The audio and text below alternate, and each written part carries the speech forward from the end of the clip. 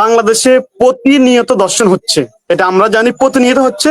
হয়তো দুই চার একটা চ্যানেলে আসছে, মিডিয়াতে আসছে, আর গুলো আসতেছে না। যদি দুই চার পাঁচটা দর্শককে অফেনে ফাঁসি দেওয়া হতো, বা অফেনে জনসম্মুখে পাথর নিক্ষেপ করে তাকে মারা হতো, তাহলে নতুন করে কোনো দর্শক বাংলাদেশে তৈরি হতো না।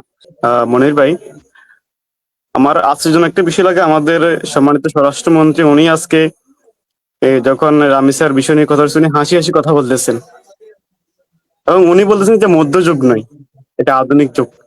এটা আমার জন্য লজ্জার এবং দুঃখজনক। আমার প্রশ্ন হচ্ছে, আজকে যদি স্বরাষ্ট্রমন্ত্রীর মেয়ে হতে, এমনি কি এই কথা বলতে পারতো?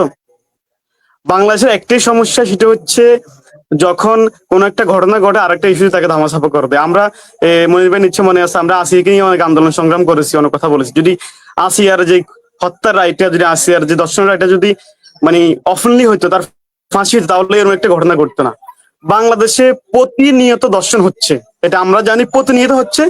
হয়তো দুই চার একটা চ্যানেলে আসছে, মিডিয়াতে আসছে, আর গুলো আসতেছে না। যদি দুই চার পাঁচটা দর্শককে অফেনে ফাঁসি দেওয়া হতো, বা অফেনে জনসম্মুখে পাথর নিক্ষেপ করে তাকে মারা হতো, তাহলে নতুন করে কোনো দর্শক বাংলাদেশে তৈরি হতো না।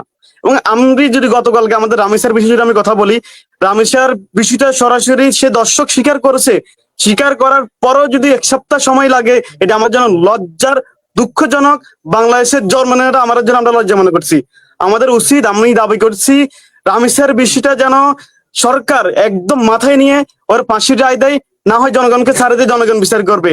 আমি আজকে আরেকটি ঘটনা, যদি চট্টগ্রামে 4 বছর একটা শিশুকে দর্শন করেছে, যদি রামেসার বিষয়টা কালকেই দর্শনের ইয়েটা দিয়ে দিত, আজকে নতুন করে একটা ঘটনা ঘটতো না।